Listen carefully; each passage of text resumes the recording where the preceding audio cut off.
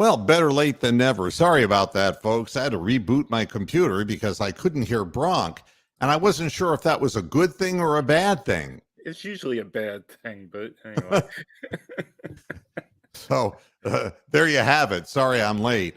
Welcome to Moohead Radio. I'm your host of Big and Furry Deaf Bovine, and joining me is Bronk and Barry Old England, and you could join us too if you want to be in the studio. Be brave. Join the brave, the few, the Marines. Yeah, I mean, I give a lot of credit to people who come on here on the panel, you know? Yes. So that's to move. They have to move if it's their first time. That's right. But all you have to do is check it out on YouTube, show description. There's a link that will you hit the link and it will just zoom you right on in to the studio. So it's that easy.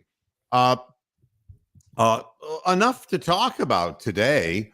I always start out the same way though. And that's knowing that this is a big game that is a must-win situation for the Browns. If you're living in various parts of the country, are you going to be able to receive the game? And the answer is, oh yeah.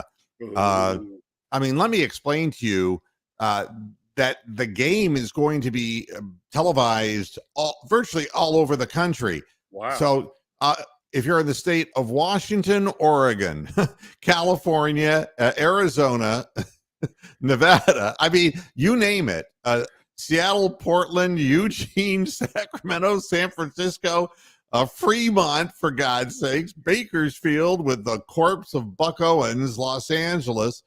You got Vegas, you got Phoenix, you got Albuquerque, you got Denver. I mean, this is nuts. Boise, so all of Idaho. Tulsa? All of Nebraska, everybody, Oklahoma, everybody, Minnesota, and it's unbelievable. Missouri and Illinois. Well, no, I take it back. Some of Illinois, no, but Missouri, yes. And of course, around Northeast Ohio, of course, but Pittsburgh and Charleston and Roanoke and you name it, all the way down West Palm Beach, Orlando, and Jacksonville for the area down here, you know, that servicing Jaguar fans. Whether Amsterdam can see it. Yeah, everything down to the tip of Florida on the East Coast. The only thing that place isn't is here in this area, Tampa Bay. It doesn't matter. I get the game anyway. But that's everywhere, Pittsburgh and Baltimore and Philadelphia. This game has real league ramifications, and you're not going to miss it. And I'm not going to miss it either. Well, the amazing thing is that it's not on Sky here. They only show one game at 1:00. They suck. So they're going to show the Ravens and the Rams. Can you believe that? And you think that Jacksonville was Britain's team, you know? But they're not showing it. They probably get sick of showing Jacksonville. They've been on like about 8 times already this year. So anyway.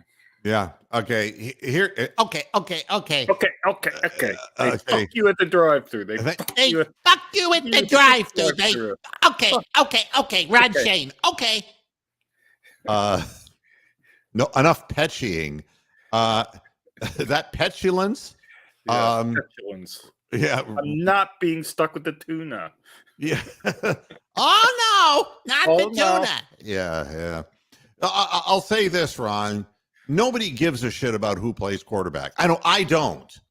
I really don't care. I don't have a horse in the race, but yeah, it's going to be Flacco. I think everybody knows it's going to be Flacco. You don't put a guy in who's not prepared, who's had a concussion. You don't do that. But both coaches are playing the same silly game. And you know something? Whoever plays quarterback for the Jaguars, we have to win the game, okay? Yep. I mean, it's that simple. It is a must-win scenario. So it's there's been misleading stuff that the press propagates. And Jim has asked me, so do I think that Trevor Lawrence is going to play? Of course he does. Okay, but here's what I think personally. They dropped all that video of him just tossing balls to prove he's fine, he's okay, he's going to play. You know, and this is the way you get the press. He's making huge steps toward playing, against.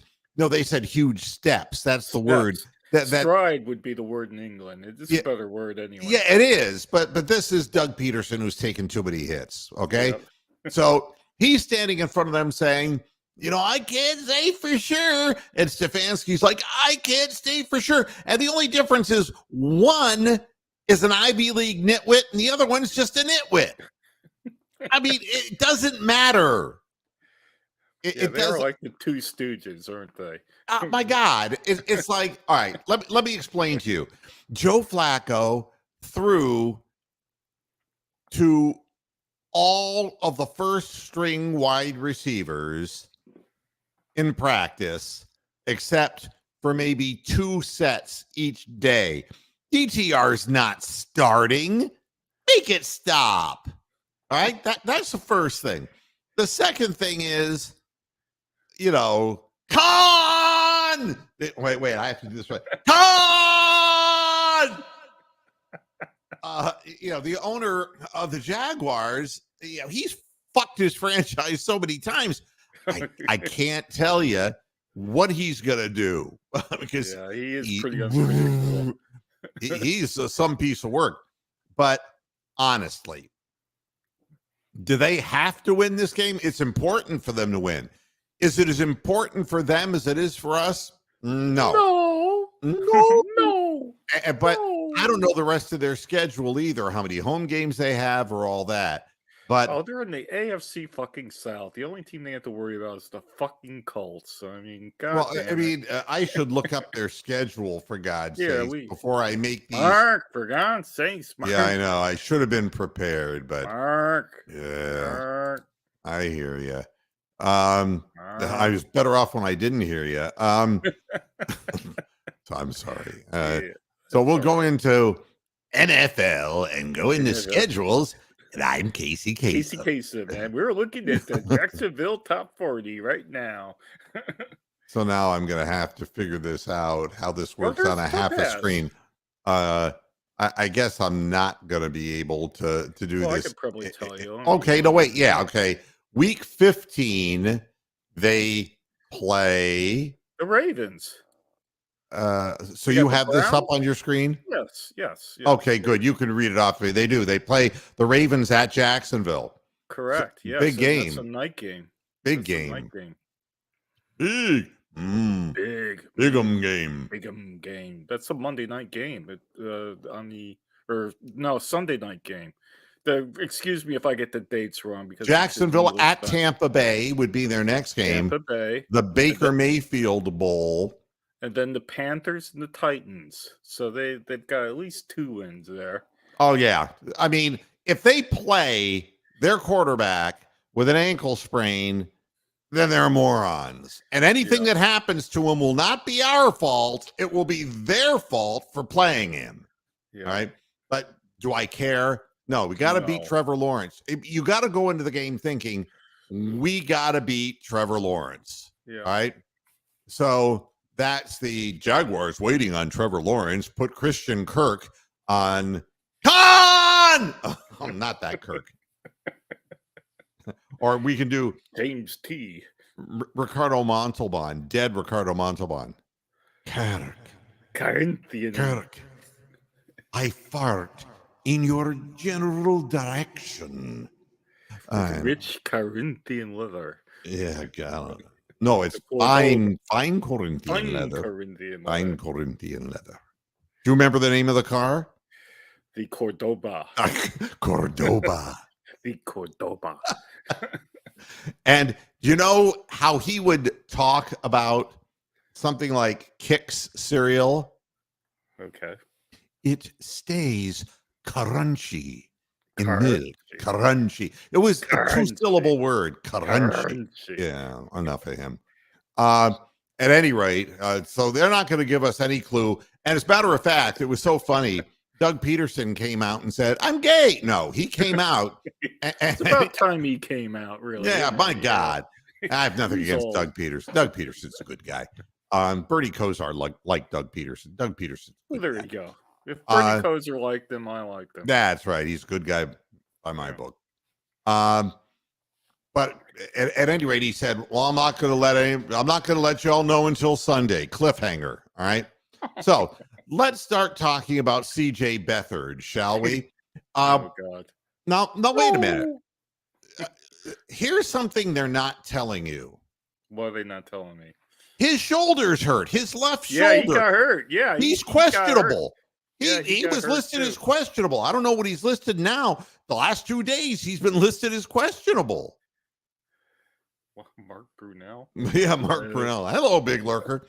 Yeah, Beathard, 30 years old, and he is 2-10 as a starting quarterback in the NFL.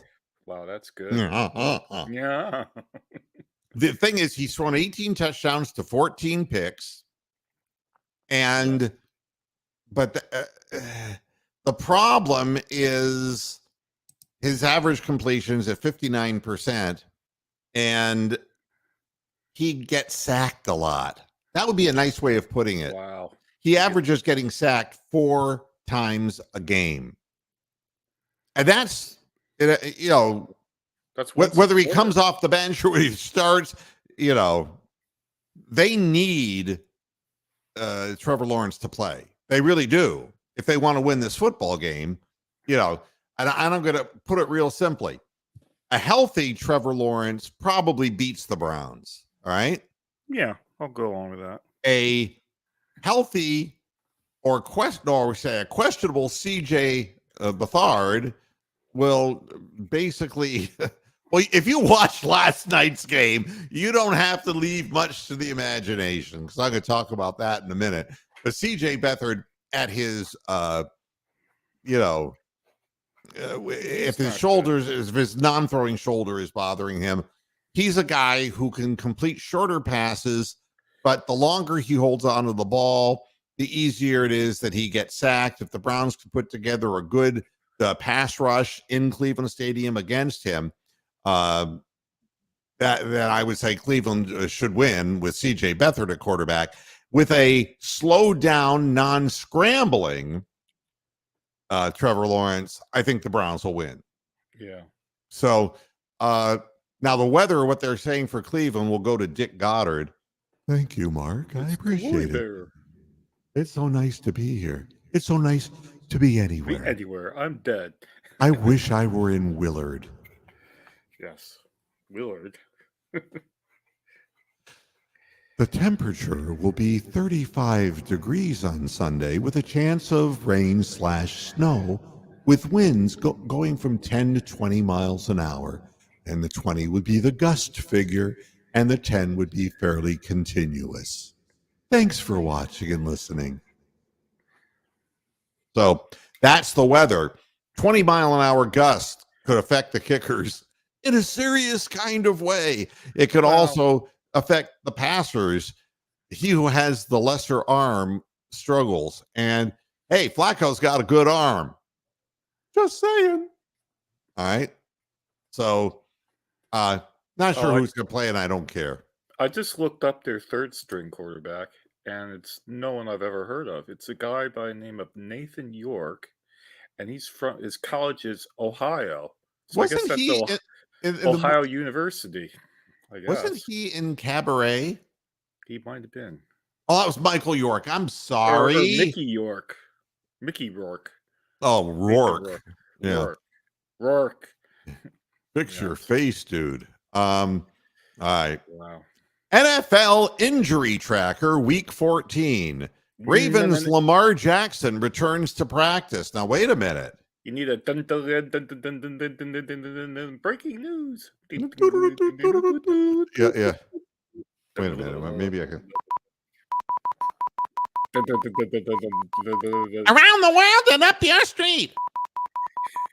This is breaking news. See, I got all kinds of abilities here that most people wish I didn't. He had an illness. It's called acute selfishness. Wow. Yeah. Although he was feeling good, said Ravens head coach John Harbaugh. He probably gave it to everybody else, but fuck it, he's playing. But I'm still not sure about his legs. So let's see what happens. But that was the update on their situation. There are other teams. No injuries reported for the Ravens. For the Steelers, they're reporting a broken heart.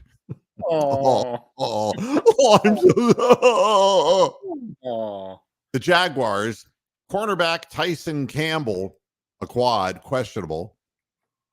Ribs, Travis Etienne Jr., their running back, questionable. Ooh. He's got to play. He's got to play. They need him in the game. Ribs. Foley Fatukasi, his heel, he's questionable. Dearness Johnson, yes, that's where he landed, Browns fans. Knee, he's questionable. Him. Trevor Lawrence, ankle, questionable. Now, here are the outs. Hey! Quarterback Trey Herndon, concussion, out. Christian Captain Kirk, out with a groin. Walker Little, their offensive tackle, left tackle, out. Ooh. Cornerback Christian Braswell, hamstring, out. Tight end Brenton Strange, out. All right. For the Browns, Cameron Mitchell is questionable. DeJuan Jones, who tweaked this, questionable. Amari Cooper, who was out on the field doing some light practicing, is questionable, waiting to see if the protocol lifts and he's able to play. But you know that if he possibly can, he will, but he has no control over it. And Denzel Ward is still questionable, even though it's pretty well acknowledged that he's going to be out there playing. Wow. So that's that. It's going to be an interesting game, and I'll talk a little bit more about it. But first, seeing as how Tony the Calf mentions Bill Belichick. Yeah, I got a comment about that when you're done. Yeah, it's like, Bill, why were you trying to give the game away? I wouldn't try to give it away. I don't know what you're talking about. That was one of the worst football games I've ever seen in my life. It was pathetic. Have to watch it now. It was pathetic. I mean, I don't think that Mitch Trubisky even knew which team he was supposed to throw the ball to. Wow. And it was awful. And the Steeler fans, they were actually starting to wipe their asses with those towels. And they started swinging them again at the end when they thought, it's going to be a comeback victory again for us. Wow. And I'll tell you the most amazing thing that happened in the game. What was the most amazing thing? Well, besides the fact that they didn't put Mason Rudolph in, it was funny, especially at Christmas time. You think Rudolph would be out there? He'd be able to lead them through the way with his big nose, Well, it was so bad that how bad was it? In Acrisure Stadium, this is what you heard, and I'll do this. No, it's Mason Rudolph. Mason Rudolph, and I'm like, you've got to be fucking kidding me. Really? I mean, is that how bad it's gotten in Pittsburgh that people are chanting for him? But that's how bad Trubisky was.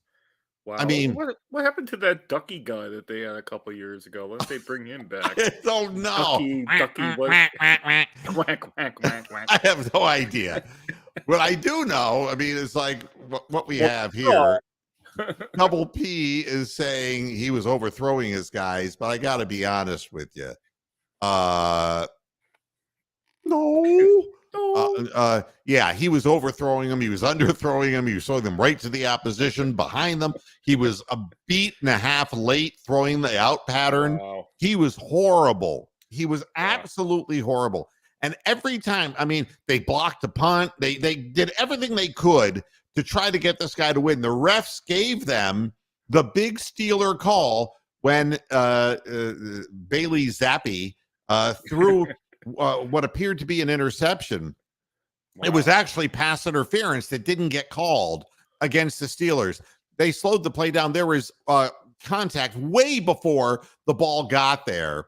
And they only showed it on at one angle.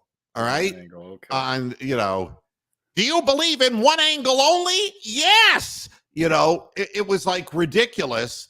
And there was a second angle that clearly showed that, and I saw that today, of course, on the internet, that the guy hammered him before the ball even got there. There was no way he could have possibly caught it. It popped up in the air. The Steelers got it, and they still couldn't win the fucking game, even though they tried to cheat for him. Whatever it is they tried to do wouldn't work because the Steelers wouldn't work. And at the end, I've lived to see everything. And this is the ball game on the line. It's 4th and 2 for the Steelers to throw Trubisky, and he throws a bomb. Wow. He throws a bomb down the field to Deontay Johnson, who can't, and he's covered. Yeah. No separation, no nothing. But the thing that's funny about the whole thing, it's like that play, I mean, they just fired an offensive coordinator, right? They did. I mean, that guy's sitting at home. That motherfucker's sitting at home going, but wait a minute here. I got fired for what? I did better than that. 4th and 2, and you throw a bomb, and I know why. I know why. They're trying to get pass interference. That's right. They were. They were trying to get the flag. The Steelers were looking for the call again. Yep. And you know what I say about that? Yep. Negated. Unbelievable. Just when you think you've seen it all. If you underthrow a bomb, then chances are defenders could have run into the receiver backtracking for it. And there's always a pass interference on that when that happens. But anyway. Yeah. It was a bad football game, and Tomlin, he doesn't second guess himself, Oh no, I'm not living. I'm not living in my fears. Well, well, it doesn't matter. Your fears will turn to beers, and you'll become an alcoholic if you see this offense come out on the field week after week after week. They suck. The Steelers suck. They officially now suck. All right. Their fans know it. The world knows it. Tomlin knows it. And there's Kenny Pickett. And the funniest part, he's sitting up in the press box and he's like this. He's not even looking at the field. People are complaining about Deshaun Watson sitting in the stands. And there's, the feminine one, Kenny Pickett. And he's sitting up there in a press box so he doesn't have to be out in the cold. I'm nice and cozy here. Oh, hey. You thought there was an issue with Cordell Stewart. You wait. Wow. You just wait. So at any rate, nothing quite like people staring on national television at this guy, Kenny Pickett, sitting up there, and he's not on the sideline with his quarterback helping him out. And yet when they see Deshaun Watson sitting in the stands with his girlfriend, they go, he's a traitor. And it's like, no. You got it wrong. You got it wrong. Here's what they're really saying. He's an N-bomb. That's what they're really saying. And I used to use the word. I ain't going to use the word now. I got in trouble for using that word. So I ain't going to use that word. But there's code language, okay? And everything you blame Deshaun Watson for, if a white guy does it, it's no problem. Fuck the Steelers. And you know something? Do you think that it's odd that Mason Rudolph never got put into the game? Do you think that Myles Garrett maybe was telling the truth? Yeah. And Tomlin is like, oh, all right, white boy, you're not getting in. No. Yeah. Wow. I was amazed. It's like they kept trotting Trubisky out there, and the Steeler fans were strangling themselves, hanging themselves to their towels. I mean, just amazing. Wow. Well, the whole thing about the NFL during the week was that they were pimping how bad this game was going to be. Like I saw like articles like, oh, there's only going to be like 10 points scored, or the Steelers are going to win in overtime 2-0, and all this shit.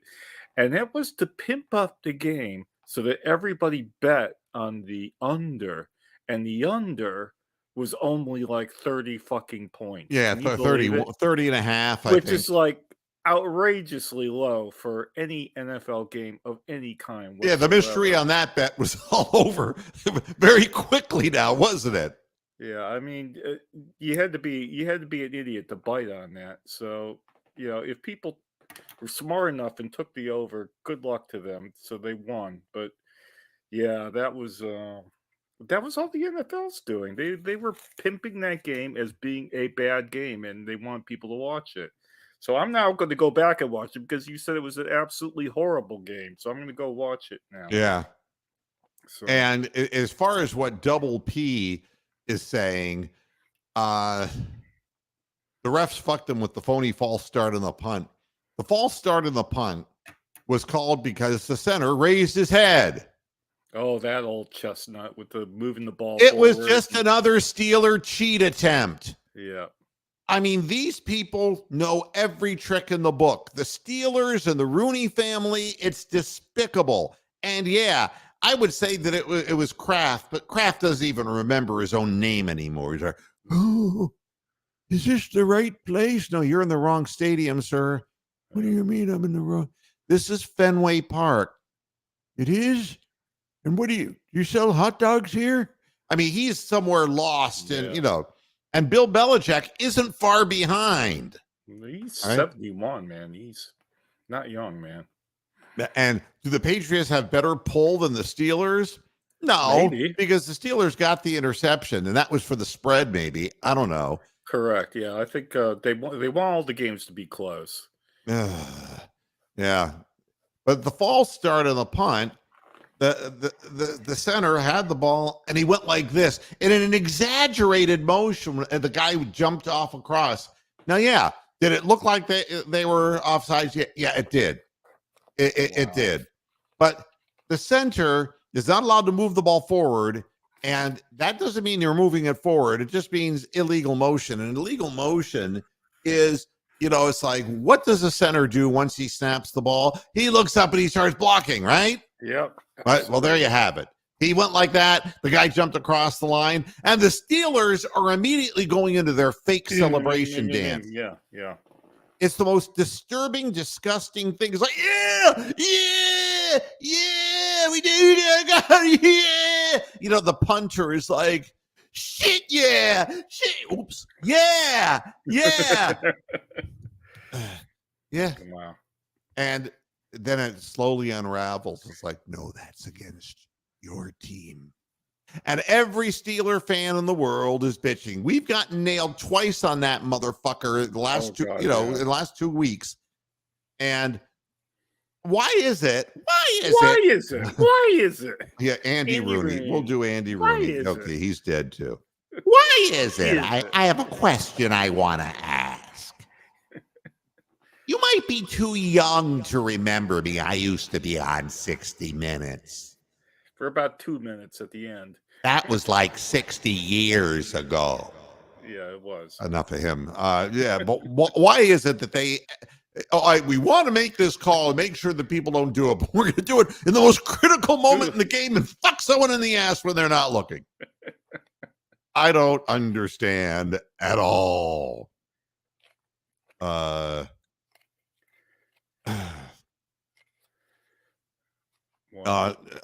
haven't seen that channel, Crumbley.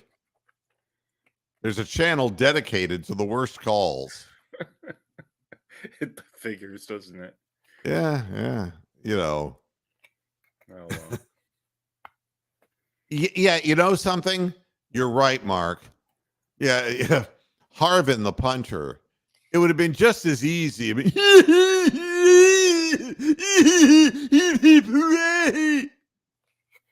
he was having a special moment out there. They were selling it. I don't know. They were selling it. I mean, they couldn't win legitimately with Mitch Trubisky. They couldn't. Well, they were selling it that way. An interesting sideline to the whole thing is that why is anyone surprised? Bill Belichick didn't know anything about offense when he was in Cleveland. He didn't know anything about offense when he was with the Jets. The guy is nothing but a disciplinarian and a prick, and that's what he is. And he rode Tom Brady's coattails, and he will be the least deserving Hall of Fame coach in the history of football, because without Brady, he don't have nada. He'd have nothing. The same thing with Kraft.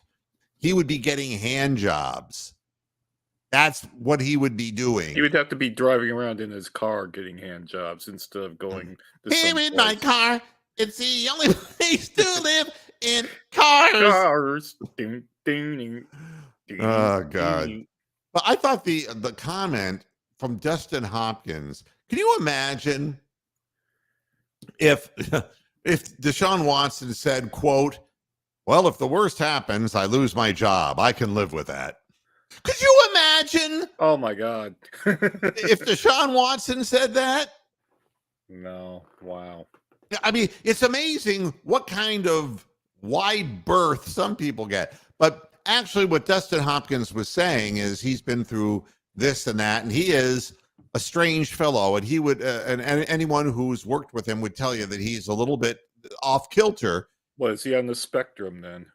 But you see, the thing with him is that he understands what Cade York didn't understand, and that's that there is a process to kicking, and the process really starts up here. To be able to continue to repeat the same motion, it's like hitting an iron or a driver or anything, and you have to, or a putter. You know, it starts here, and it's like, okay, mental checklist. I'm coming into the game, and here's why my preparation. Here's where my head has to be at. Here's how I have to be lined up.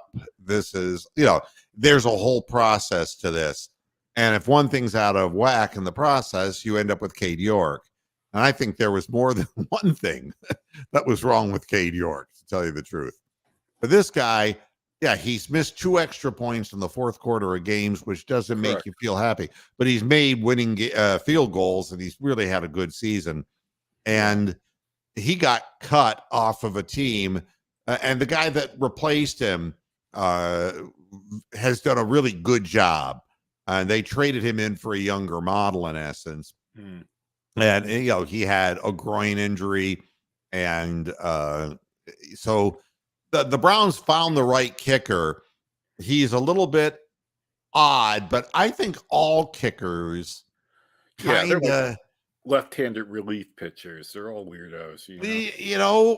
I remember, watching Matt Barr back when kick for the Steelers and the Browns, and his face.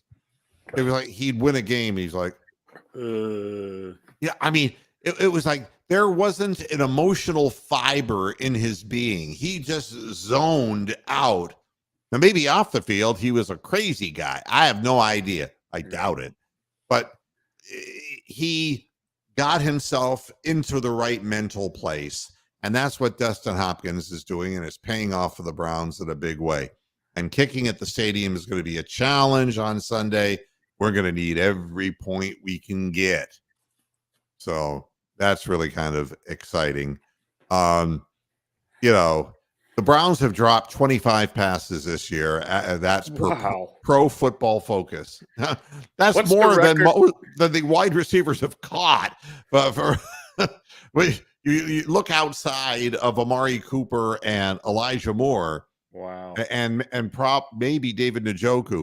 I wonder if there's our other wide receivers have not caught 25 passes. The team has dropped 25. Crazy. It's easy to break it down. Watson suffered 9 drops in 6 games. DTR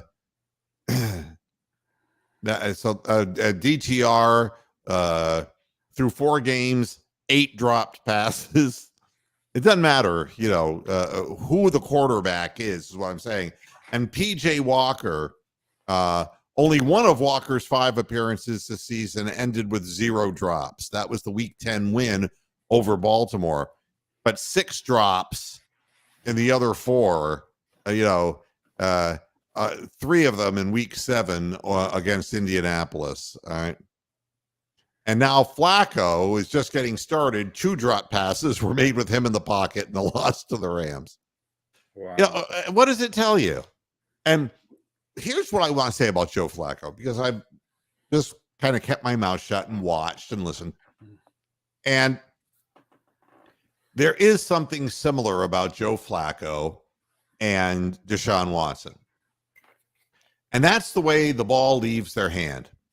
Yeah, flies out of it. I mean, there is, if you watch the vintage Deshaun Watson stuff and you watch Joe Flacco still today, the release of the ball is so clean out of his hand, and it gets to where it's going on a rope. And it isn't just a strong arm, it's the release point, and the ball is zipping in there. And they have the ability to throw the ball with a little bit of touch, but they also can rope that ball, the out patterns to the sidelines. And it's a pleasure watching a veteran professional ply his trade. Correct. Yeah. Doesn't mean that we're going to win with Joe Flacco or that we're going to lose with him. The bottom line is you can understand how he got to where he is. And you really do have to wonder what the Jets were thinking and what Robert Saleh was thinking, and what the front office was thinking. But this guy just sitting there, they could have plugged him right back in when they had that little winning streak going. They were right on top of a 500 record. It makes you wonder why Joe Flacco was still sitting there. Correct. Yeah. Maybe I've seen one backup quarterback this year, and they're terrible. Joe Flacco, the ball still leaves his hand cleanly, and he understands the play action fake. He's comfortable playing in the unimaginative scheme of Kevin Stefanski, and they'd be fools not to start him, because the ball in the short pass with the narrow windows we have gets there faster and more accurately than DTR would ever be able to throw it at this point in his career. For those people who are asking, well, why not DTR? The answer is, and I don't have to be the one who schools you. I don't want to be your daddy. But really, look at all the quarterbacks. I mean, Aaron Rodgers. It's all people can talk about. Aaron Rodgers. Look how long Aaron Rodgers waited for his chance. Oh, God, years. 5 years. All right. And the same thing is true. Look how long, it's like Jordan Love sat there for a while. It takes a long time to get used to the speed of the game and to get used to your bearings and to get through your progressions and just to process everything happening all at once. Any idiot who says, well, DTR should play, you're an idiot. Because DTR is in his first year. He was a 5th round pick, and nobody even thought that he would be playing, period. Yeah. He wasn't even thought of as coming into the game and playing in any game this year. Correct. I mean, that would have been Joshua Dobbs until the decision was made to trade him. So that's what you wind up with. And Joe Flacco has intangibles as well as tangibles.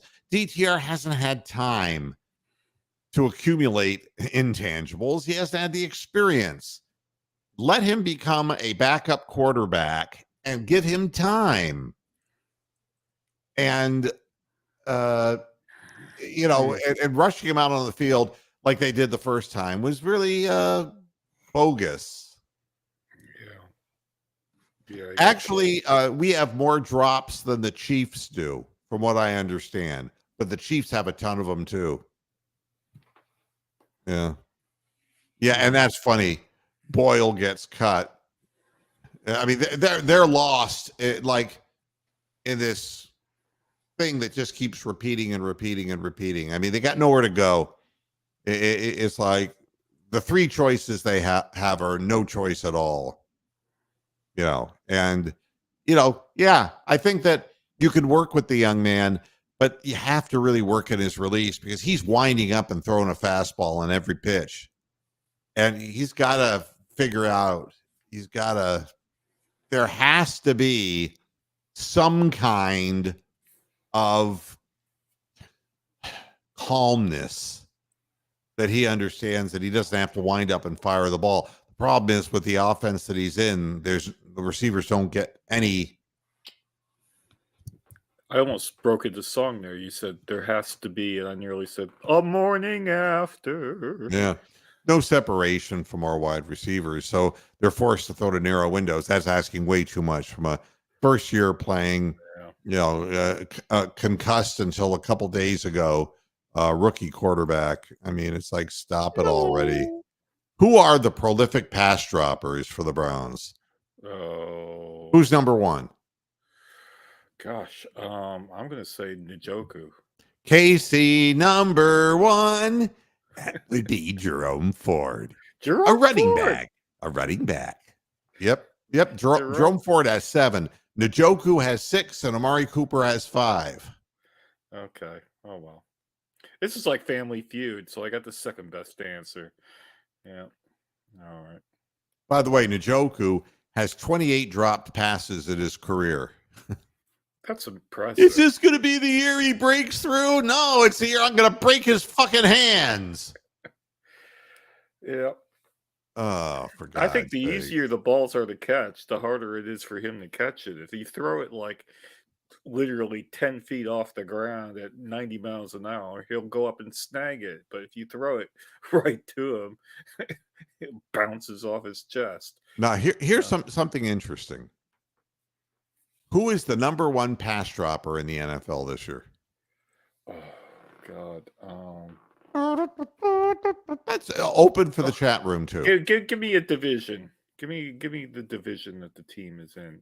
Oh, I don't even know what fucking division it's AFC guy. AFC guy. Oh. A good AFC guy. It's probably going to be somebody like Jamar Chase or somebody like A double P saying Kelsey or Tony. Nope. This is interesting. To put it in perspective, Njoku's been targeted 82 times, and he's dropped. All right, 6 passes. All right. Number 1 is Tyreek Hill. Tyreek Hill. Okay. All right, 8 drops, but he's been targeted 123 times, and he has 93 receptions. The other one with 7, tied with Jerome Ford, is Puka Nacua, who we played, and we know that Nacua has had a great year, but he's been targeted 113 times. Keenan Allen has 6, and he's been targeted 132 times. Yeah, I would have thought Chase would have a few drops too. But how do you justify Jerome Ford at 7 having been targeted 43 times? He's terrible. I don't know why we throw the ball to him. And like I said, they throw the ball to him, and he's an instant 3-yard loss. Yeah. It makes no sense to me. It is remarkable. Even when he catches it, it's a 3-yard loss. So it's better off when he drops it.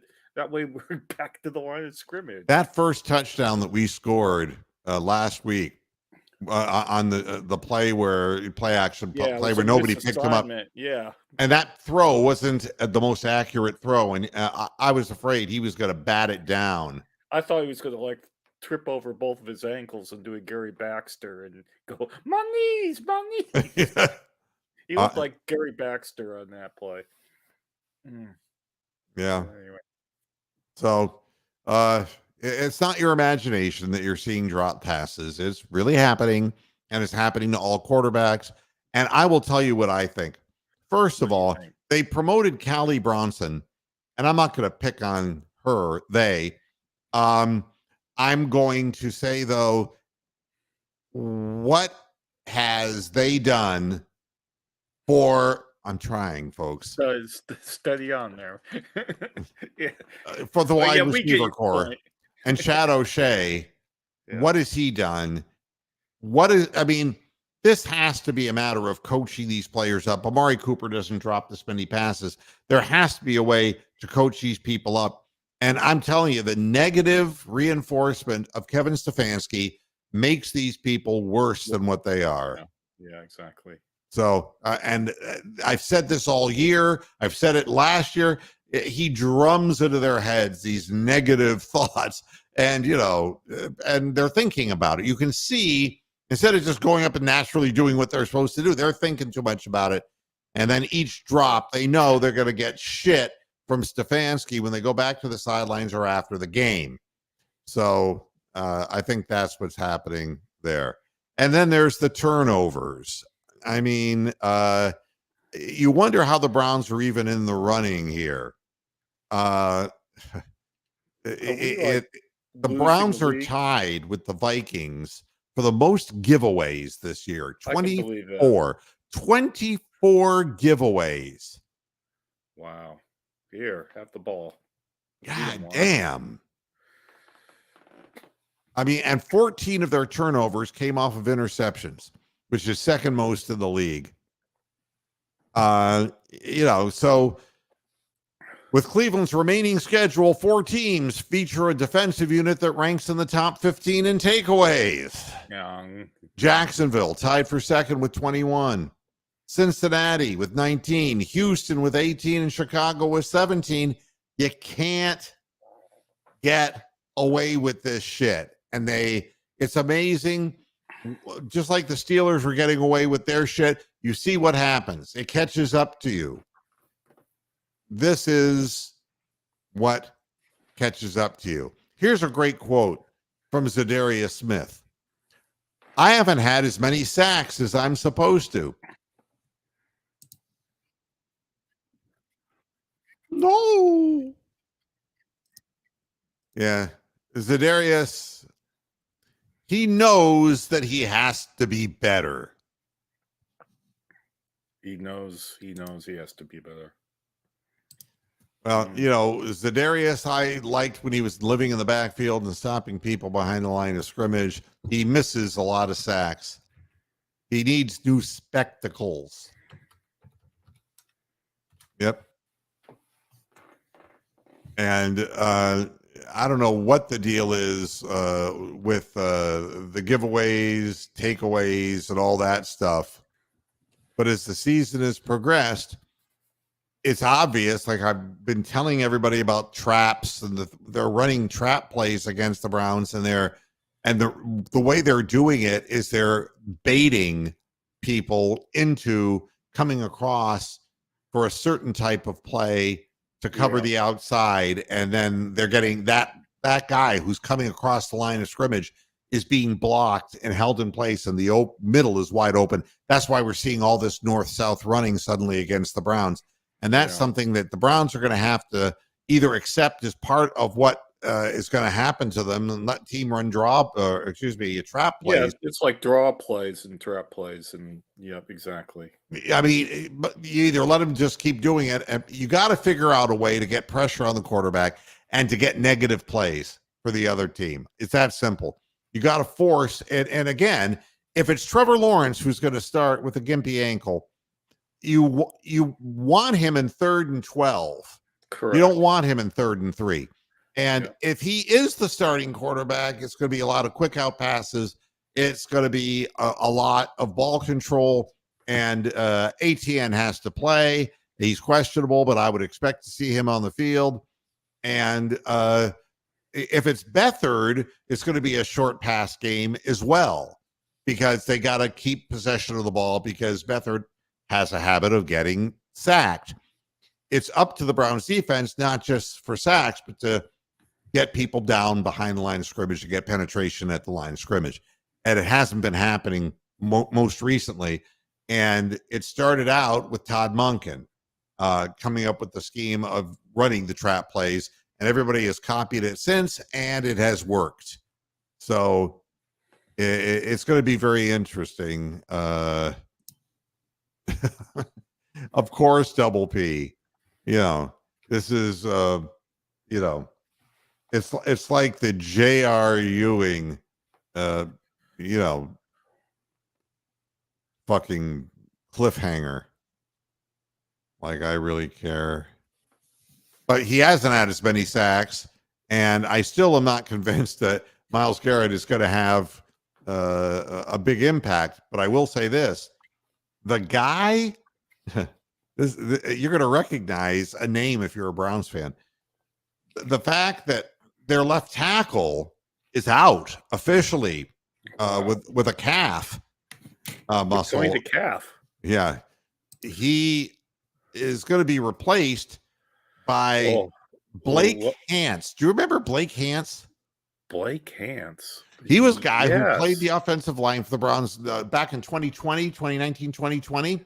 Yeah. And that who is going to have to hold down the fort against Myles Garrett. Yeah. So, yeah, we'll see because if Myles Garrett can't beat that guy, they're down to a third string left tackle. If he can't get around that guy, then there's something wrong with him. That we can say. Grim. So. I don't know, man. So we have to pick this game now. Blake Hance. And Double P wants me before I get into predictions. So you beat Orlando. Ooh, I got goosebumps all over. Wow. A top team. That's going a little far, Double P. And I know record-wise that's the case, but we've played 20 games this year. Let's not get a chubby over 20 games. All right. You're going to see us against the Celtics twice and against the Heat. And again, tonight is the Heat in Miami, and we don't win in Miami. So, yeah, we'll see about this. And I'm hearing that Evan Mobley is questionable. Oh, no. And Adebayo is out for the Heat, but he was the last time, too, when they beat us by 30 points. So, yeah. How about LeBron James? Looks like the Lakers might win this in-season cup game. That's going to be the closest he gets to any kind of end-of-season prize. I can tell you that. He's doing great, but his team around him. Who's older, LeBron or Flacco? LeBron is 39. Yeah, okay. And, but man, he went video game in the last game. He was firing up 32-foot threes, man. It's like, guys, amazing. And Cleveland, there are a bunch of Cleveland fans who hate LeBron James, too. Go figure. Yeah. Well, race has nothing to do with it, though. I just want you to understand. Absolutely not. Absolutely. Any black man who makes that kind of money, they have a problem with. That's every time we get a legitimate superstar player who's black, you know what they do? They run out to their local Ace Hardware store looking for rope. That's the kind of people we're talking about here. It's sickening. It really sickens me. And that component, that whole thing is now, it's all part of this Cleveland fandom. There's one guy on there. Do you know who what's his name? Tony Major? Is that his name? Yeah, I think so. Yeah. Yeah, he's a guy who was doing stand-up comedy. And, he's been on, I always see him on Twitter. He comes in there and he's gone completely head over ass MAGA. All right. Really? Oh, yeah. I mean, every fucking post now, MAGA, MAGA, MAGA, every goddamn thing. Wow. And it's like, look, dude, I don't want to have to, block you, but Jesus Christ, it's getting, it's getting stupid. He says with Norman Lear's passing, Norman Lear was the creator of All in the Family, right? Along with a bunch of other shows. Correct. Back in the 70s. He said that it was a show that was meant for people to hate Archie Bunker and to make Mike and Gloria Stivic the heroes. And I'm sitting there and I'm going, now wait a minute here. Archie Bunker was the star of the show. And so I wrote back to him, how old are you? And it's like, I looked up and he's only like 40 years old. He wasn't even fucking born when the show was on the air. Correct. Suck my dick. Wow. Who are you to? I mean, what is it about people, man? Everything's divisional. Everything. It was meant to be a comedy program. What I'll tell you what it was. Archie Bunker is a guy who is a Nixon Republican and a proud Nixon Republican. And Mike is his son-in-law, who's Gloria's husband, who is a demonstrator, an anti-war demonstrator. Yeah, McGovern Democrat. Yeah. Yep. I get it. Yeah. And he is a guy who isn't working, and he's a guy who eats more at dinner than anyone else at the table. All right. Now, how that's supposed to glorify Mike's character, I don't know. He doesn't work, and he eats Archie's food, okay, in abundance. But they have political arguments all the time, and so Mike's always on the left, and Archie's always on the right. And his conclusion was, but it backfired on Norman Lear because everyone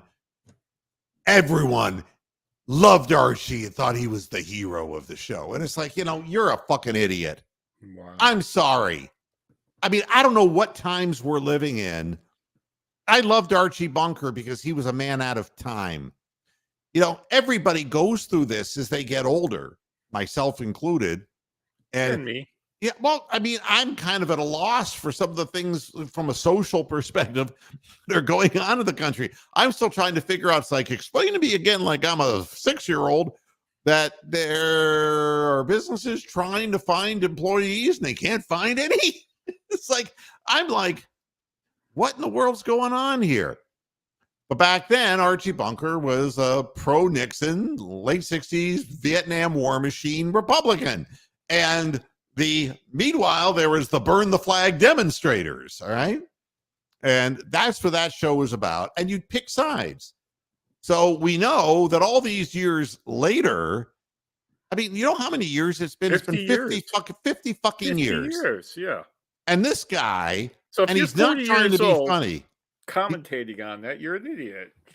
But he's a guy who, and Tony Mazur. I'll say his name on the air because I got nothing against the guy, except you can't be that stupid. I mean, are you basically saying you weren't alive then? You would have been a pro-Nixon Republican, and you would have been in favor in going back and just bombing the sanctuaries in Cambodia in the early 70s. It's like, go away from me. Go away from me, please. Wow. Yeah. And Watergate. You would have been behind him, just like you'd have been behind Trump all this time. Make it fucking stop. You big dummy. You big dummy, Radu. Yeah. Wait, no, I have to do it like this. I'm sorry. Lamont, come over here. He's dead. Red Fox. They're all dead. Yeah. Oh, God almighty. Let's do our predictions. I think there's going to be some scoring in this game. I'm going to say Browns 33, Jacksonville 31. Oh, you're going for the high scoring. Oh, thank you. That's true. Henry Kissinger. Yeah, he's I don't know what happened to me. I was 100 years old, and the next thing I know, I open my eyes and I am eclipsed with darkness. I don't know. And then I guess Peter it means Alice. I'm dead. Yes. But I got really good putting instructions from a guy named Peter Alice. Yes. He's still big in China, Kissinger. That was probably the place where he was most popular. Yeah. Big Lurker saying Browns 24, Jags 20, Radu, Browns 20-16. Well, that means we're going to lose because we're all picking the Browns, and that's when we Browns 23-13. Ron Shane 27-17. And this is what I think. If Trevor Lawrence starts the game and plays, it's going to be a hard one for the Browns to win. They can do it, but they're going to have to really not turn the ball over, and they're going to have to They're going to be around the 24-point kind of range. They're going to have to hold them down to 20 points. Makes it a lot easier if CJ Beathard is the quarterback. But, yep. And there's this 20-16. I'm going to say 24-20 Browns. And, don't you love this? I'm not saying anything because it's not me saying this. Yeah. Wow. Yep. Dun, dun, dun, dun, dun, Yeah, the dun, views of dun. the people in the chat room are strictly their views, not the. I don't wish ill on anybody here. The views. God Almighty. Who are the people picking? Well, the Steeler fans are picking their noses. All right. Correct. Well, they need to. NFL.com, 4 of the 5 are selecting the Browns to win, but all by very close, low scores. Yeah, and Rick May's on board 23-20.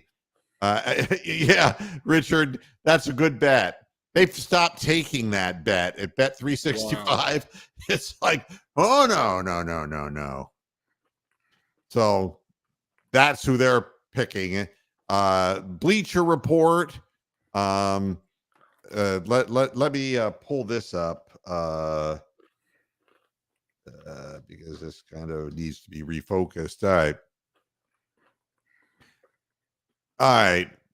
We have 1, 2, 3 people picking the Jaguars and 4 people picking the Browns, but the consensus is that the Browns will win the game 21-16.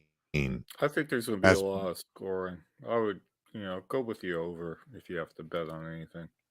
And Pete Prisco, we'll see what he is saying now.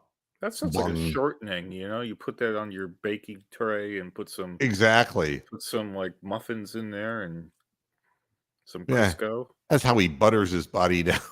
Yeah. Butter my butt and call me a muffin. Can I say that on here? Well, you just did. Congratulations. So the Browns 2014 is what CBS Sports is picking. They're saying that it's likely going to be CJ Beathard quarterbacking, so they're actually going out on a limb. So, and yeah, it's always good when Jim Donovan is around. Yeah, butter my butt. As an aside, Mark. As an aside, yes, fuck the Steelers. That's just the fun of it all. Can we do Peter Ellis doing last night's game? Oh. Yeah. Okay. Okay. What he was saying? Mike Tomlin or something. Oh, watching this football game, it was as useless as me trying to whack off. Oh, no frozen rope for Peter, no. The last call, 4th and 2. Oh, why would you think a man could throw a ball 42 yards in the air on the money when he couldn't even hit anybody 5 yards away from him? Oh, Matt Canada, wherever you are, eat your heart out. Oh. Yeah. Oh, God. Everybody's dead. So let's hope that the Browns get it done. I'm hoping with all of my heart. 8-5 can get us to a point then where we play the Bears and Bears at home. And that will give us a chance to be 9-5. We have to get over this hump. This 2-game losing streak ain't pretty, Brock. And we got to get over the hump. So this is for all the whole run the table. This is the whole season comes down in my mind. If we can't beat Jacksonville, then we don't deserve to be in the playoffs. My God, we got to play somebody and beat a halfway decent team. So if that's my view. If we don't win this game, we don't deserve to be there. Right. And I think that we have a home field advantage. Yep. And, we at least have a 38-year-old quarterback who's played a week under our belt, and the possibility that their starting quarterback, if he is at all hurt and hindered, won't be as effective as what he usually is, or a backup quarterback to go up against. And we've been great terrorizing backup quarterbacks. So thanks everybody for tuning in to this edition of Moohead Radio. Cavaliers game at 8:00 tonight. Don't you dare miss that.